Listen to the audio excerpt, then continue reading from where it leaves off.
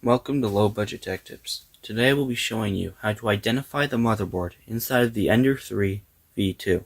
Let's get right in.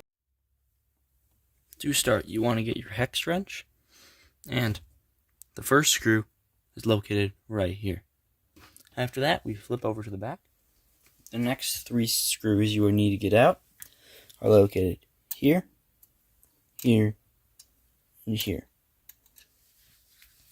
Now that you have all the screws out, remove the cover, but keep in mind, there will be a fan still attached to the main board.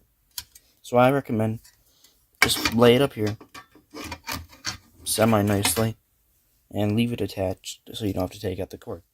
Now, as you can see, right underneath the Creality logo, there will be the number. Mine is a V4.2.2. You might have a V4.2.6. If you liked this video or found it helpful, please subscribe, like, and share the video. Each subscriber gets me one step closer to monetization, which would drastically improve the quality of my videos going forward. Thank you.